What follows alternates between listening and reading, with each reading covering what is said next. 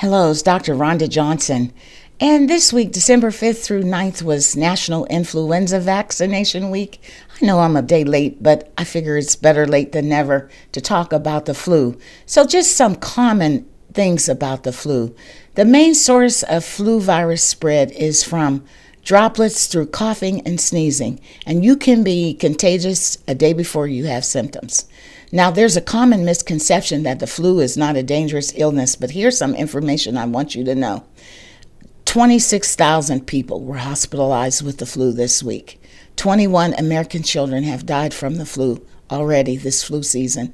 The CDC says that over 13 million people have been sickened with the flu. There have been over 120,000 hospitalizations, and over 7,000 adults have died. And this is just December 10th, and the flu season goes into high gear in January and February. Now, people have a misconception that the flu shot gives you the flu. Remember, the flu vaccine does not cause flu illness because 3 out of the 4 flu vaccines use a killed virus, which means it can't cause infection. And the FluMist, the nasal flu vaccine, has a live weakened virus, and it's only given to a selected group of people. Now, what are the symptoms of the flu? Can you have the flu and not know it? Well, generally, you have symptoms of the flu. Fever, headache, tiredness, cough, runny nose, sore throat, muscle aches, and then children are more prone to have nausea, vomiting, and diarrhea.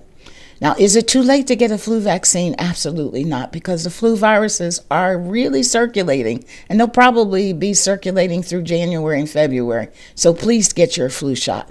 Now, if you wash your hands all the time and wear masks, do you need a flu shot? The answer is yes. It's good to keep washing your hands and wearing a mask, but getting the flu shot helps reduce the risk of severe illness. Now, what's the treatment for the flu? Well, rest, fever control, fluids. Some people like to use a humidifier. Some people take vitamin C supplements. I don't know if that helps. There are prescription medications called antiviral drugs to treat the flu, but not everybody needs one. Most people can get by with rest and hydration and symptom control. But viral drugs for flu come in the liquid, the pill, the inhaled powder, and IV form. Now, the flu vaccine takes about 2 weeks to build up your antibodies in the body. So again, get your flu shot now. Now, complications in any age that are serious can include pneumonia and dehydration and worsening of your baseline chronic conditions such as asthma or heart disease.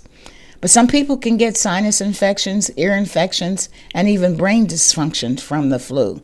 Now, who's at most highest risk? Again, that's people 65 and older, children under 5, people with chronic diseases such as HIV, cancer, anybody immunocompromised, asthma.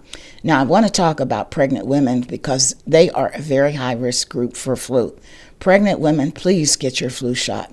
There was a recent study that looked at population data out of New Zealand. They looked at 16 years worth of population data, and they found that women who were hospitalized for an acute respiratory illness during the influenza season while pregnant, that was a risk factor for delivering a preterm or low birth weight baby, and flu vaccination reduces this risk. So again, any illness during pregnancy can be a high risk to the mother and the baby. So pregnant women, get your flu shot. If you're not sure where to find a flu shot, go to vaccine.gov.